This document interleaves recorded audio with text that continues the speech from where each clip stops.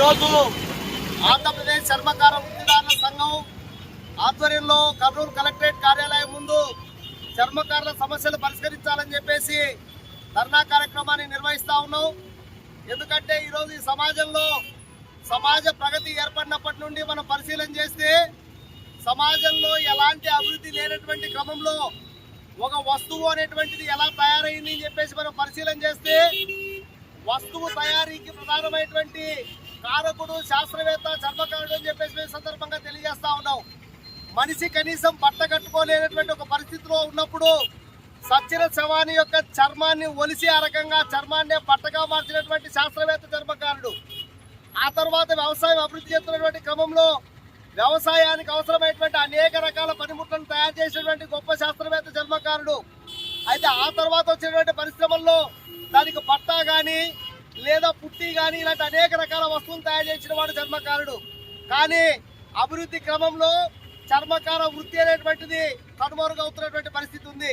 ఈరోజు చర్మకారుడు అంటే కేవలం చెప్పులు కుట్టుకునేవాడు, లేదా తెగిపోయిన చెప్పులు కుట్టేవాడు, లేదా బూట్లు చెప్పులు పాలిష్ చేసుకునేటువంటి వాడు, చెప్పులు అమ్ముకునేవాడుగా తయారైనటువంటి పరిస్థితి ఉంది.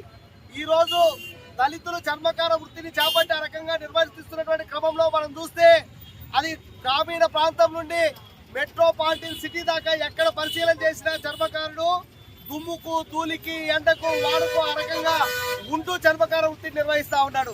ఈరోజు చర్మకారు యొక్క వృత్తి కేంద్రం ఏదయ్యా అని చెప్పేసి మనం పరిశీలన చేస్తే ఏదో చెట్టు చాటో లేదా గోడ మూలకో లేదా చిరిగిపోయినటువంటి బ్యానర్ నెత్తిపైన పెట్టుకునో లేదా చిల్లులు పడినటువంటి గొడుగు నెత్తిపైన పెట్టుకునో ఈరోజు వృత్తిని నిర్వహిస్తా ఉన్నాడు.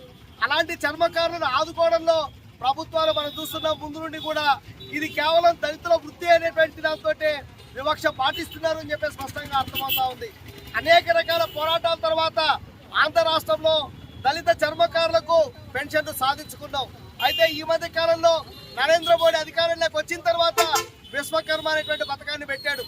విశ్వకర్మ ద్వారా ఎవరైతే దేశంలో ఉన్నటువంటి వృత్తిదారులు ఉన్నారో వృత్తిదారులకందరికీ మరింత నైపుణ్యాన్ని ఇచ్చే విధంగా శిక్షణ ఇస్తాం. అదేవిధంగా వాళ్ళకు శిక్షణ ఇచ్చిన తర్వాత రుణాన్ని ఇస్తాం. రుణాన్ని ఇచ్చి వాళ్ళు ఏ వస్తువులైతే ఉత్పత్తి చేస్తారో ఆ వస్తువులకు మార్కెట్ కల్పిస్తామని చెప్పారు. కానీ దుర్మార్గం ఏమంటే అనేక రకాల వ్యక్తులకందరికీ శిక్షణ ఇటువంటి పాలకులు దళితులైన చర్మకారులకు శిక్షణ ఇవ్వడంలో విఫలమవుతా ఉన్నారు.